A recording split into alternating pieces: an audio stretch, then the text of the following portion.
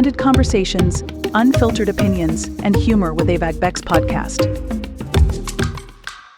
Hello, everybody. Welcome to another exciting episode. Today, I have the pleasure of having Mr. Kunal Desai with us. Mr. Kunal is the co-founder of Meal Deals, and he'll tell us all about that. I mean, food is great. Let's find out how we can get a deal out of it. So I'm so grateful you made time to be with us, Kunal. Hi. Hi, Douglas. Thank you so much for having me on your show. Pleasure to be on here. Thank you. Thank you. We love that you're here. So tell us about Meal Deals.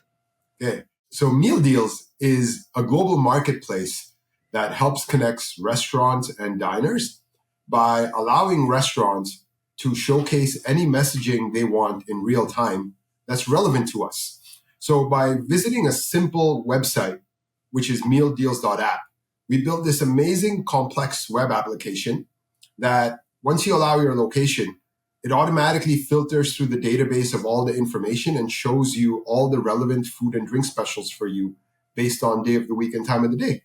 So I'm in Toronto, Canada. That's where our company was founded. So everything that I see on Meal Deals right now when I open it is for Tuesday lunch, because it's Tuesday lunch. For depending upon where you may be in the world, it'll automatically showcase and show you relevant search results. And why that's important and why we built this is because a lot of restaurants use social media ads to promote their offerings or their restaurant. They'll have signs outside their restaurant or posters or digital signs promoting menu items and other agenda that they want to showcase. And there's no real way that they could really showcase things like this in a way that is relevant and time sensitive for the user. Because when you come across a social media post or a social media ad, you may not be close to the restaurant. It may not be the day or the time of the week when the offer is available for redemption. It may not be relevant to you because so many times social media platforms show ads outside of the search radius of where the restaurant is located. So some of that content and richness of information gets lost. And then the way that we engage with the world, and part of the reason why, you take on the initiative such as having this show is that we're so into our mobile devices nowadays that we don't really engage and interact with the world. We don't converse with the world. So what Meal Deals does is, since people are already on their phone, we're going, hey, why don't we show them what your local coffee shop or lunch or sandwich spot or local restaurant has for lunch or dinner or what they're offering today so that you could go into the restaurant, go into the diner and engage with them. So we build this as a way to be a purely advertising platform that gives restaurants or the hospitality business complete control on how they want to showcase their message to their customers in real time, with the goal being, okay, how can we allow users to redeem some of these amazing offers by walking into restaurants or supporting local businesses and give them a safe way to do it. Safe in that it's simple, it's affordable, it's fast and easy. So with as little as 2 touches on their cell phone, a restaurant can toggle a feature or a promotion on or off or control its messaging to its users in real time based on how busy they are. So a very powerful dynamic platform. And then for the users, it's completely free. There's no login required, no signups. You don't have to download anything. We don't track you except for just some basic Google Analytics so we can use it to enhance and improve the performance of the platform in itself. So it's extremely user-friendly. And we've only been around for 10 months. We officially launched April 1st of 2024. And in April, our traffic was about 5,500 active users. Right. In January, we're at 1.1 million active users. So 200x growth in 10 months. Thank you. I appreciate your celebration with us. Woohoo! Yes, man. And we're in 53 countries, probably more than 53 now, have over 58,000 restaurants on there with information for users. So a very useful utilitarian tool for us as consumers to not just save money and see what's out there, but so many times we're so blessed, so many of us, on what do I want to eat? And that's a challenge that I face more frequently than I would, than I need to, which is a wonderful luxury and problem to have. Mm-hmm. So sometimes by going on Meal Deals, it eases that concern or challenge of mine, where just by going on there, I'm like, okay, look, within a 1 kilometer radius or a 2 kilometer radius of me, or if you're in the US, 1 mile or 2 miles of me, There's all these amazing food up choices available. Boom. I've made my decision. I've saved some money. I'm supporting a local business by hopefully walking in, because even a franchise is still run by a family. It's not run by the head office, most locations anyways. So it gives you a really great way to engage and interact with local restaurants. I love it. For somebody that travels, we were just in Canada on August of last year. We were actually in New Brunswick. The one thing that there was no need for me to do this. However, I'm always curious. I love traveling. I was curious about the African restaurants that were in the area. So is this something that is very useful in the sense where if I say travel to Hong Kong and I just want to see or have some African cuisine, I can look to see what African restaurants are in close proximity? Is that something that can work that way? Absolutely. And, we built it with that intention by being a global app. Our objective was that when you travel, you don't just use it when you're at work or at home and trying to figure out what the daily deals are. If you're anywhere in the world, you can open it up and see what local restaurants are there. Yes, there's directories and there's Google and there's other platforms where you can find this. But what Meal Deals does is it makes it seamless. So you can cuisine search or filter search by type of restaurant. So let's say if you're looking for a specific type of African cuisine, if you wanted Ethiopian or Nigerian or Ghanaian or Suya or anything that you were looking for, you can filter by those various preferences that you have. And it automatically shows you all the relevant results near you. We've added segregations and sections for date night. So if you're going on a date, or if you're taking somebody out beforehand, you can see, what kind of features are available on any night of the week. So it doesn't have to be very expensive to go out on date nights. On birthday, we have a birthday section. So you can literally walk around the world on your birthday and just see what kind of cool stuff is up for redemption all near you, right? So giving you access to information like this is so useful. And there's a flurry of requests and information online on public discourses of people asking for offers or deals. There's lots of forums that people log into to post and share announcements.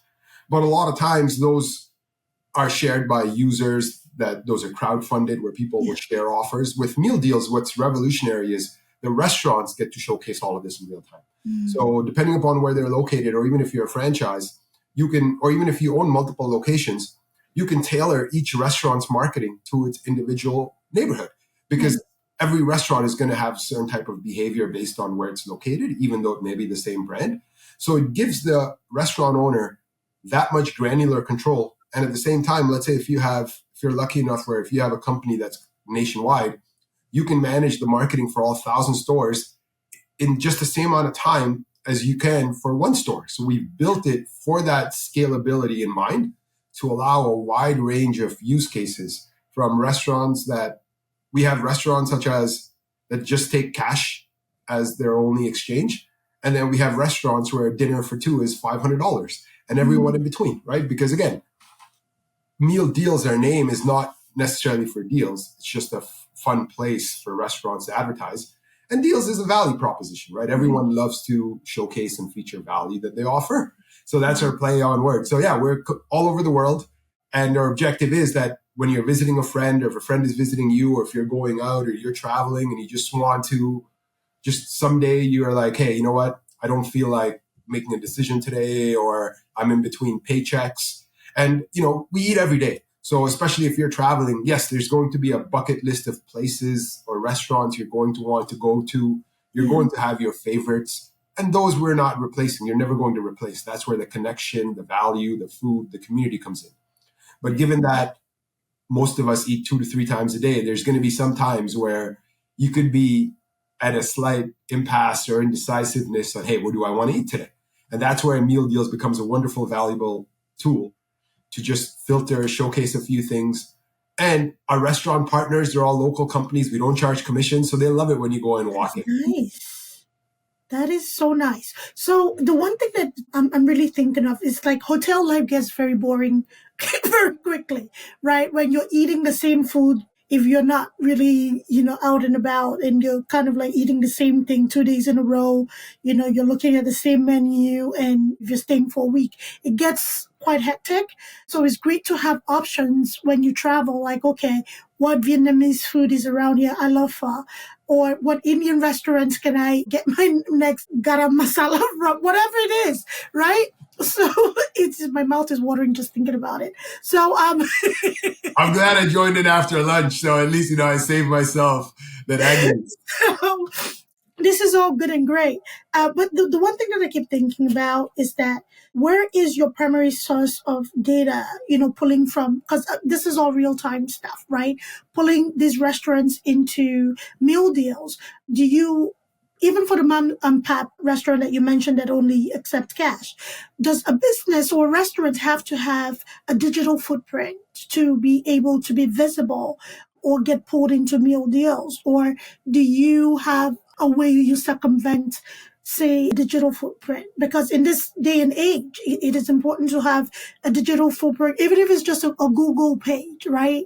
So, yeah, could you speak to that, please? Absolutely. And I love it. So the first thing you mentioned about hotels, we're in talks with getting in touch with a lot of hotel chains where they could just put the meal deals QR code in their hotel rooms. So because, traditionally when you would stay at hotels, they would have a little folder where they would post some local restaurants and features, Right. again, because you can get fatigue of eating the same food when you've been at the restaurant or the hotel for an extended period. Right. So with meal deals, by having a simple QR code, you just scan it, it opens up any website on any browser, and boom, doesn't matter which hotel you're at.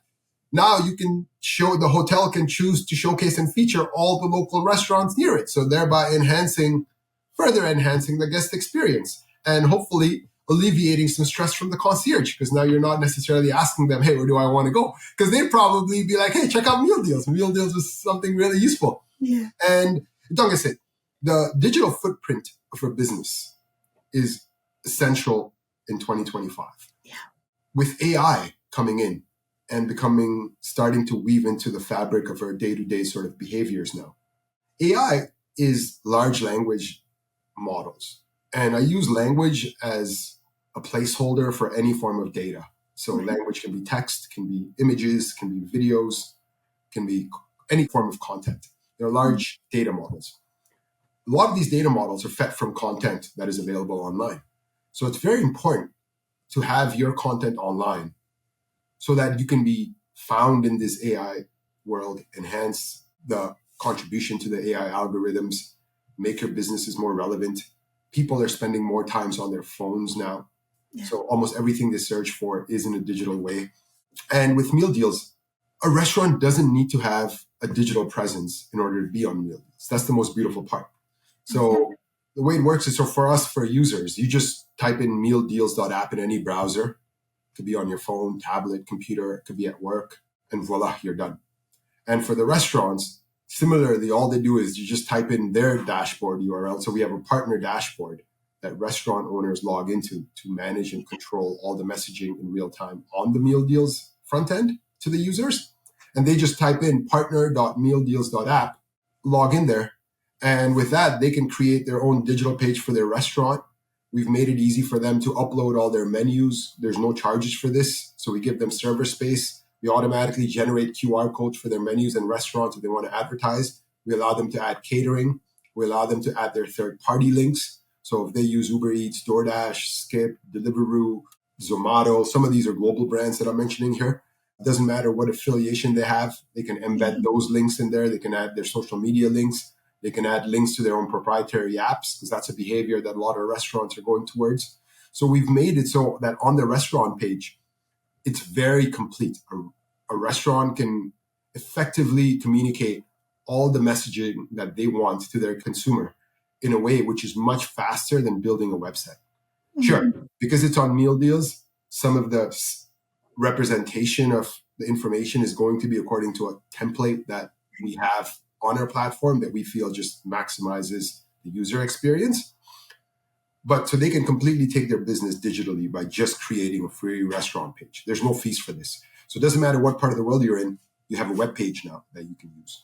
And then because Meal Deals is a marketplace and we have so much content and so much traffic and relevant information for users, we naturally rank high in search algorithms. That's part of the reason why we've grown so fast, is because of the fact that Google notices that when people are on Meal Deals, They can call the restaurant from there. They can ask for directions from there. They can see their menus from there. They can directly order from Meal Deals, because when you click on order here, if the restaurant has put its ordering app link, it directly opens up the ordering interface that the restaurant wants to use, right? So we've made it so seamless to transition the restaurant's customer to engaging with the restaurant in whatever way the restaurant chooses the customer engages with them using the Meal Deals platform.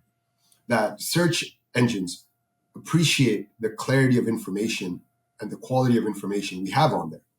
So we automatically rank high. So if you were to search certain restaurants, you would see the Meal Deals page for that restaurant show up in your search results, right? So it's a really wonderful way for the family restaurants, the mom and pop restaurants, the cash only businesses, folks that don't necessarily have, that are so focused on making amazing food and just creating such a wonderful atmosphere, that this becomes a very easy way for them to go online.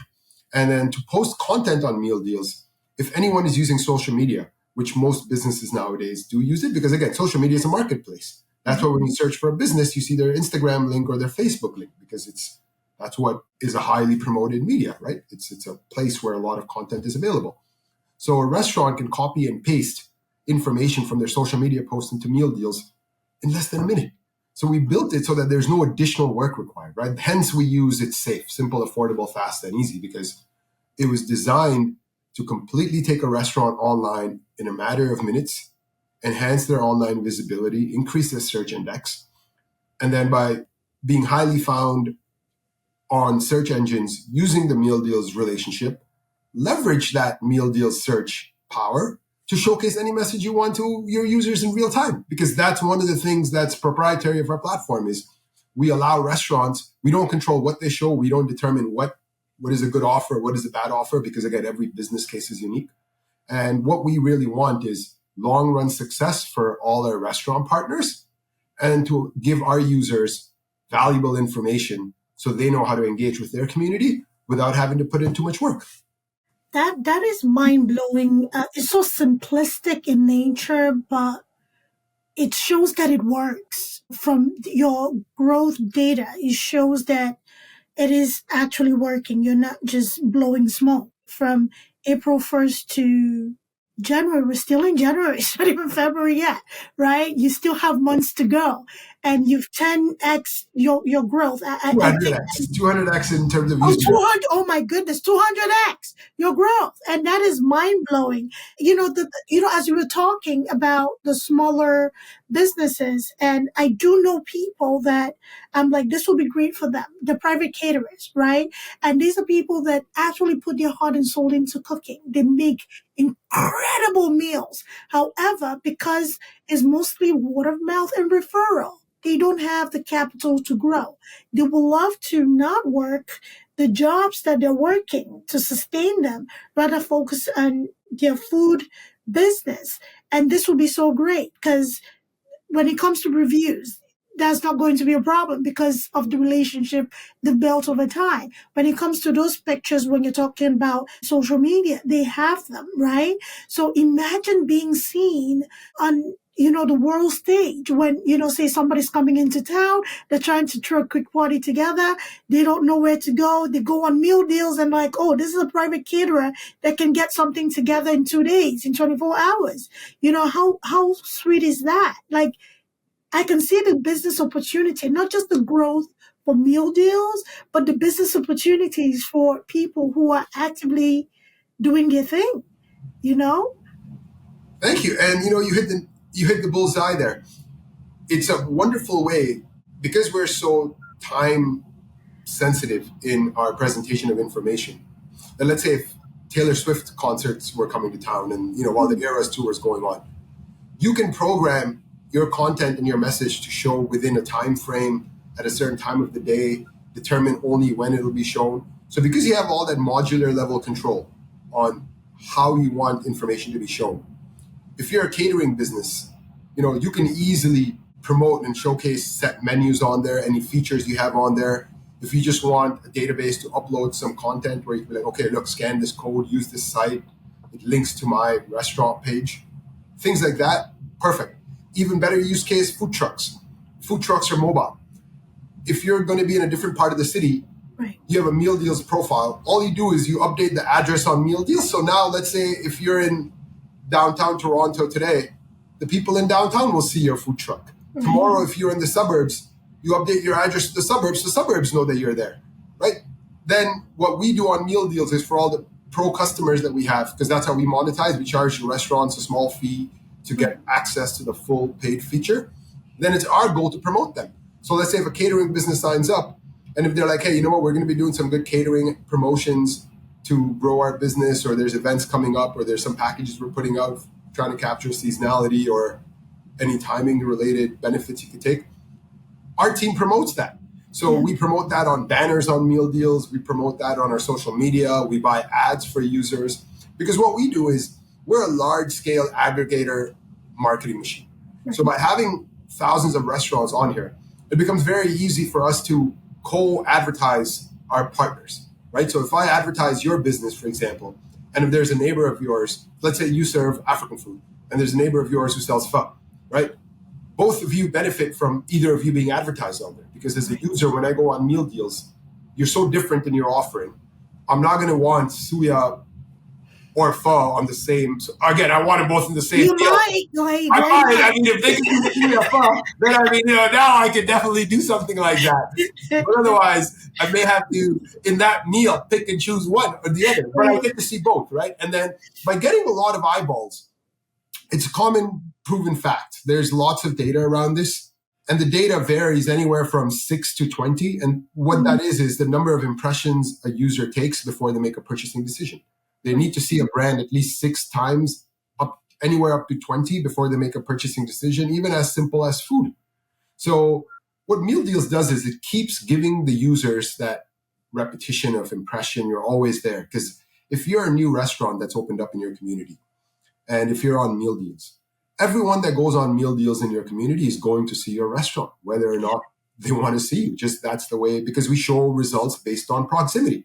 So if you're closest to me, you're automatically going to be shown first every single time. And how many times will I see you before someday I'm going to be like, hey, you know what? Let me pay him a visit, see what all is Try this out. right? And then at that point, if you can walk in, if your food is lovely, your service is lovely, the experience was wonderful, and you've got a lifetime customer, the value of that lifetime customer is in the thousands of dollars. Because if they're eating at your restaurant even once a month, which is reasonable, right? If you're a close by place, they like you, once a month for a quick lunch or something, and they're spending $20 on a visit, right? That's $240 a year. 12 visits a year times 20 a month. And let's say if you're going to be around for, this guy lives in the community for 5 years and supports you, 240 times 5 is $1,000, $1,200 from one customer on the most basic mathematical assumption. That's assuming they don't bring friends in. They don't recommend that spot to their lunch colleagues now. Like that's think about how many times we find places because somebody tells us, hey, absolutely. I was going to say that is rare, because if you find a place that one, the food is great, the atmosphere is palpable in a good way, and it just gives you a good feel, you're going to recommend it. You're going to inadvertently be an affiliate marketer for that restaurant. Right? And then you'll get the regular benefits. It's funny. One of our customers, actually, this restaurant around the corner from our office, and I live close to our office, so from my home as well, it's called Urban House. Now, I'm not a big drinker, and their storefront looks very much like a pub. Urban House, they always have drink specials outside. So I would walk by this place all the time, never even going in. Because again, I'm not a drinker. I'm not going into a darkly lit food hall. It's just, again, just naturally, I wouldn't gravitate towards it. Right. And one day I'm out walking, I see a friend of mine out there for lunch. And I'm like, hey, what are you doing over here? Like, 1:30, this guy's sitting out on the patio eating lunch at this place that I assume is nothing but a watering hole. And he's like, dude, Urban House is a legend. This place is the greatest food ever. A watering hole is deep. That has their full kitchen available till 1 a.m. So you want to eat like a proper meal at 12 a.m. or 12:30 in the morning? There's only one place in the community that serves you food, and it's spectacularly tasty. I'm of Hindu origin, religious-wise, so I'm family. We don't do anything Christmas. I celebrate my Christmas with them. I've never had stuffing so good. I know you're dying of laughter, but just to tell you that I would never even have found this gem of a restaurant Right. And now when I walk by, if anyone's ever looking at Urban House deciding to eat or not, I'm like, trust me, just give them a shot. Like, try the food once. I guarantee you, even when I go in, I'm blown away. I talk to the owner all the time. I'm like, Peter, how do you afford these prices? Because like, I'll go in there and I'll eat I'll commit gluttony and I'll be $40. And I'm like, how did I eat all this food? And and it's tasty food, well made, everything made from scratch, made with love. Everybody knows you, right? So it's that benefit that Meal Deals provides, which is very hard to quantify. And a lot of times when you're running ads, this is almost like, we ran a marketing company for a very long time as me and my partner Mario before we found Meal Deals. Right. So we do have a very robust learning experience and working experience in the domain. Mario's been a developer for advanced programmer for more than 20 years. So he's really seen technology evolve along the way. He's the tech brain of the company. You're the marketing brain of the company. Honestly, he is like more than the tech brain. I'm just lucky that, like, we always joke. I'm like, Mario, I'm so lucky. I count my graces that the Lord connected the two of us. I love it. And I don't know why he chose me. I always joke. I'm like, I don't know why he chose me to be a partner, but I'm thankful for it. And I'm along for the ride because, he's like, him and his team are the one who built this platform, everything that happens. And my job is very easy. I just send off emails saying, I actually call him Doc, a doctor, because he just fixes problems. And I'm like, hey, Doc, this ain't working, right? That's effectively my job is not so much. So everything that goes on effortlessly, smoothly, that's all him. I'm just very lucky. Thanks, Mario. Thank you. Yes. And when he listens to this, he's gonna smile when he hears a thank you from me as well. Because I'm just here enjoying the wave he's created, and we've built a little. You're doing a great job enjoying that wave. You keep riding it. You're good. I know. I just hope that, I was lucky enough. I'm like, Doc, we're going to be partners in this, and he bought into it. So that's cool. So that was going to be my next question. Where were you before now, and how has that experience shaped you as a co-founder? Again, we all start somewhere. We all start education-wise, corporate America-wise, all of that stuff. I'd like to hear your story. It's funny. I'm like one of those textbook, like a fun textbook story of that. So I have an undergrad in economics, and I'll give you a little bit of a history lesson of sorts on myself as well. I was born in India, in Mumbai. My family immigrated to Canada when I was 15.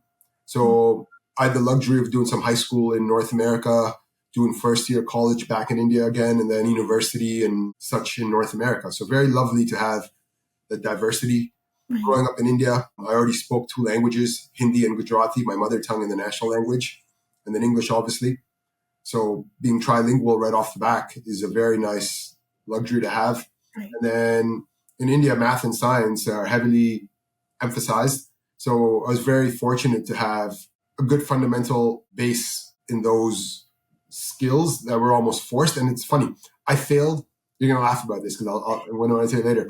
I think this is more relatable than you think. Continue. I failed grade 5 or grade 6 math. I can't even believe it, right? And then I have a master's in financial economics. It just goes to show you that testing, all of that doesn't quite translate, but it's nice to do it. Family comes here. I get an undergraduate in economics. I go to this university called McMaster, and I get kicked out after 3 years because I'm so into partying. I don't go to class. Like, I'm just not into... I'm not responsibility. I'm not adulting, right? I'm having a good time. And having a good time has consequences, which... A little too hard. Right? And the consequences of your actions take time sometimes to develop. Yeah. The things you're learning. And I knew I was having a good time when I would go to my class. I would see a bunch of friends, and they'd be like, you're in this class? And I'm like, that's how infrequently I was in class. Or one time I was in class, and I had a gentleman sitting next to me, and I look at him and I'm like, hey, what do you think of this class? And my friend nudges me and she's like, dummy, that's our professor. Because I walked in that day when we had a guest lecture. So there was somebody speaking up on stage. So I didn't even realize. And the professor just happened to sit next to me. And he just smiles at me. Because again, it's first year university, right? Completely demonstrating my lack of sincerity and care for actually giving in work, which is wonderful. These are all life lessons that I was very fortunate. Yeah. I had a lot of fun learning, experiencing them. Not a lot of fun ex post going through the penances, but the experiences are quite joyful. So I got kicked out after 3 years in undergrad because obviously focus and effort is not there. Yeah. And then I got reinstated after 2 years. And during those 2 years, I worked all kinds of jobs. I worked with agencies doing some labor work. I worked with agencies doing some office administrative kind of tasks. And one of the things I realized is that, if I don't get my act together, then I'm going to really limit what options are going to be made available to me. Because even within companies, you can start anywhere in an organization. And if you show dedication and sincerity, you will rise to the top. And there's countless examples of sincerity, hard work, and care, genuine care being rewarded. And if you do it for the reward, then it's going to be a little bit more salty because you may not always get a reward you expect. But if you do it for the love of the process, you're going to be rewarded in so many more ways than one. And I was lucky enough where, and then I started taking on some martial arts and things like that. So I'm a large man. So as a large man, who never really has been physically humbled in his life, it's very also nice to get humbled in all capacities and all facets of life. So you fully understand just how hard you have to work, that nothing is given. Some people are lucky enough to experience this earlier on. I had to go through some hardships to get this, but I was lucky enough where the hardships were wonderful teachers. So anyways, I got kicked out. And then after a couple of years, I decided, I'm like, hey, I have to go back and finish my education, finish my degree. By the way, the hardest part of all of this was relaying to my parents that I got kicked out. The actual fact, the experiences of all of that was not even the issue. The issue was relaying this information to people that cared and loved about me, that this is the decisions that I'd taken that had led to the consequences that now I have to share with them and how much pain it caused them. Yeah. That was probably one of the hardest things that came out of this. But anyways, after 2 years, I get reinstated back into my university. And I'm so lucky. They reset my average to 0. So all my friends who I started school with, they all graduated. And, we all had fun. So we all had every letter grade on our transcript. And everybody graduated well. They're happy and successful in their life. But I got the grand privilege of restarting from 0 with a 2-year head start because they gave me 2 years worth of credits. So I only had to do 2 more years of schooling to get a full degree with almost no recourse for my past actions. And my little bit of age, maturity, focus of why I wanted to do this was definitely, I think, great help in this. Right. And I graduated Summa cum laude, which is the highest honor you can get. So perfect GPA, to the point where I remember I got called in by the dean one time and she was like, what happened to you? Because the same kid who's deferred exams and trying to pull every scam in the book to stay in school is now just dominating to a point where the dean is reverse calling me. Before I had to make an appointment to request why I want to stay in school. Now they're like, what happened to you, man? How did you just turn this around from an F to an A+ overnight? What happened? So it's in you. It's just, you have to put in the work. And I did put in the work. I spent a lot of time in the library, a lot of time learning. I'd go to class, sit in the front row and learn. And you know what? Professors started knowing who I was. I didn't even have to tell them what my name was. I would just fill in my student number on a test. And when it was time to get my exam back, it would get handed to me in person. And I'm going, so they're taking note. All I had to do was just show up and keep working. In the past, you think that, by making noise, you'll get noticed. No, it's really the other way around. If you show up every single day and you're just committed to your craft and you try to give it your best, some days you're going to be excellent. Some days you're going to be not excellent in your own evaluation. Yeah. But that consistency is really what drives success. And then another powerful few things that came out of this undergraduate success where I started understanding, and this is all wonderful teaching. That's why I like to share it so audiences can understand how much power there is even in education when you excel at it. So I remember I had to have an exam deferred. Not an exam deferred, but I had, I think, 3 or 4 exams in a week, midterm exams. And I'm out talking to one of my professors and I'm like, he's a younger fellow. And I'm like, James, I have multiple exams this week, man. I'm like, can I just not write your test? Because I've already done 2 of his tests. I've already done well and the exam's coming up. And he's like, all right, let me see your schedule. I just show him my schedule. I'm like, look at all of this. Yeah. Like, don't worry, I'll just recalibrate your grade for that. Because again, and you can only do this when you have high grades, right? Absolutely. When you're dedicatedly showing up every day, not the high grades, but committed. That the grade is just a representation of your contribution of effort. Yeah. Then when I needed reference letters for grad school, every professor, I had an open door policy where I could just knock on their door. I didn't have to take office hours, nothing like that. Just again, because I started caring and the kinds of things they would share with me. And these are people that we often take professors as being slightly cold or not interested. And then, here's a professor sharing his experience where he's like, Kunal, I have 2 or 3 classes every semester with a couple hundred kids in each. How many of these kids don't care? So high. Explain explain to me how am I supposed to show up and have that fire in me trying to find that student. Instead, if I see a student like you, I automatically know that there's a fire in there, and then it's up to me to nourish it. So they do it. It's just, you know what? They see such a large number of other side of the coin as well, that sometimes you have to really showcase that, hey man, I care, and they will automatically work for you. So I would have professors writing, doing whatever I needed. When it came time to go into grad school, I have a master's in financial economics from the Rotman School of Management at the University of Toronto, the top program in the country. Everyone in my class was a Summa cum laude graduate, and I finished top 5 in that class. Nice. So it's like you're taking butter and churning it into exquisite French butter now. I don't know, whatever analogy you want to use. More like compound butter with all the herbs and some truffles in there, right? So just make that fancy. And then the white truffles, the fancy ones.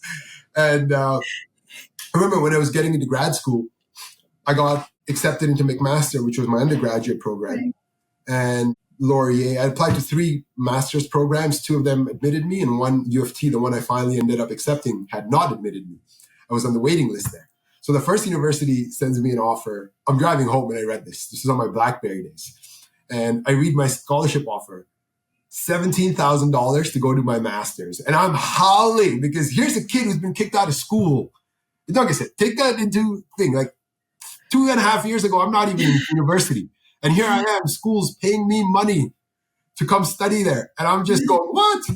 Then I go and talk to my office staff at the McMaster Economics Department. And again, I became friends with, they're human beings, just like you and I, that's all. Like, then you realize your professor likes hockey. He likes to drink a beer, as does the staff.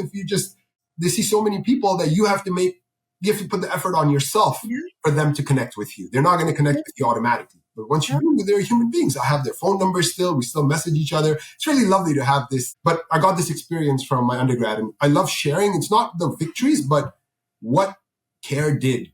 And this will vary based on the relationship you have with your community or whoever, whatever it is you're doing. But by sincerely caring and showing up and giving it your all, the champions do love that, and they do notice it, and they do pay for it.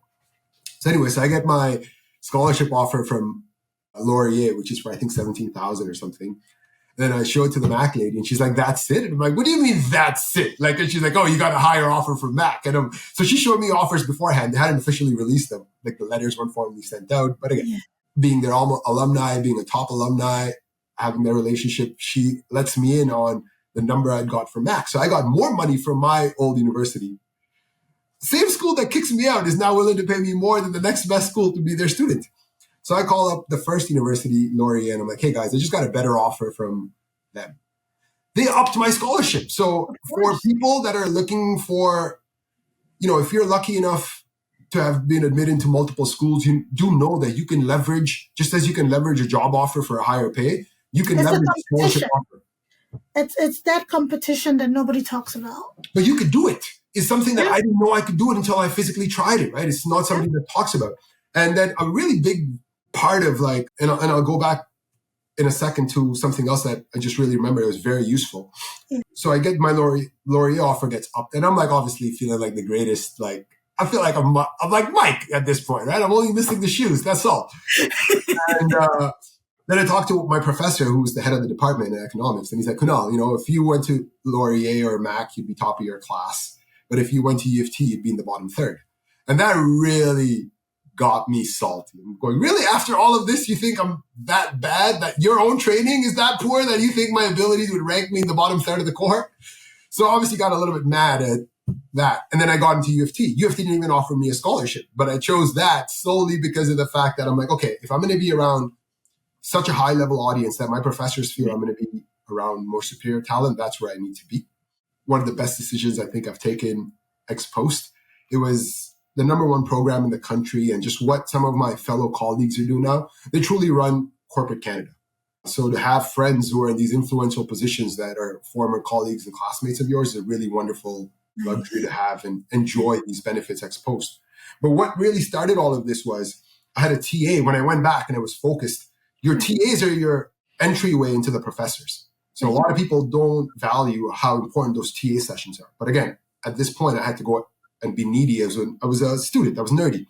So I'm showing up to this TA and I'm talking to him. And remember, he tells me that, listen, if you want to do well, focus on these core subjects, specifically statistics, because statistics really helps in a lot of the business world. And then the best advice he gave me was, he's like, don't take classes based on the title of the course. Take classes based on the professors. Because a great professor will take the most boring sounding course and make it the most amazing experience ever. But I like you're rolling your eyes because you're like, this man is spitting truth. I just didn't have all this knowledge. But this is something that was such a wonderful lighter. And then that's how I started picking my curriculum. I would research professors, see who are tenured, see what their research areas are, see which their passions lie, and be like, okay, you know what? I'm going to take his class, regardless of what the class sounds like, because the value I'm going to get from it is going to be tremendous. And his value in his community is going to be very high because he's going to be an expert in that. So now if I want that reference letter to have weight and it's coming from somebody who's valued in this community, it's going to go far. When I got into U of T and I spoke with all my U of T professors, they told me, they're like, hey, the reason we admitted you was because of your reference letters. And even at U of T, I was a part of the student unions. I was friends with all my professors. I played squash with them. Right? So I continued those relationships. And it's been one of the most wonderful serving things, as I transitioned into my corporate career. That is such a refreshing story because it's that iceberg analogy. Everybody always talks about the success up top. Nobody talks about all the battles, the scars, the struggles, and everything else. The Indian culture, the Nigerian culture, or I should say the African continent in a whole, is that we value education. And, when you talked about your struggle of having to tell your parents, and I so resonate with that. And it's not where you start, it's where you end up. And sometimes you really do have to be humbled. You have to get knocked down a few pegs for you to like, okay, I kind of need to sit up and the time is now. Right? And thank you for sharing that journey. And we are definitely going to have a second part, everybody, because there's so many questions I want to ask. However, we had an agreement before we got on, so Kunal knows. So I'm going to have Kunal come back and we can talk business because I really want to talk about growth. How you and your partner position yourself to grow to 200x your growth. For software, I'm also a tech founder. So there's a lot of questions that I have on that side. And for people that are, in the tech founding space that do want to break out and make an impact with founding something so useful. So we are going to have a second bit. So Kunal is not running away. I know how to contact him. I'll reach him. So, so thank you for being here and thank you for sharing that knowledge. So please let us know what you think. We had a very healthy conversation and let us know if this was useful. And yes, food, meal deals. If you're traveling, meal deals. And also advocate for your hotel to reach out and have a QR code because as an avid traveler, the food can get boring. So this was great. Thank you, Kunal, for being here. We're going to definitely talk again. I appreciate you. Thank you very much. You guys have a wonderful afternoon and look forward to coming back on your show. Thank you so much. Great. Thank you. Bye, everybody. Thanks for tuning in to AVIC-BEC's podcast. If you enjoyed today's episode, don't forget to subscribe, rate, and leave us a review. It really helps us out. We'd love to hear your thoughts and continue the discussion. So join us on social media or drop us a message. Until next time, keep exploring, stay curious, and keep pushing the boundaries of your world.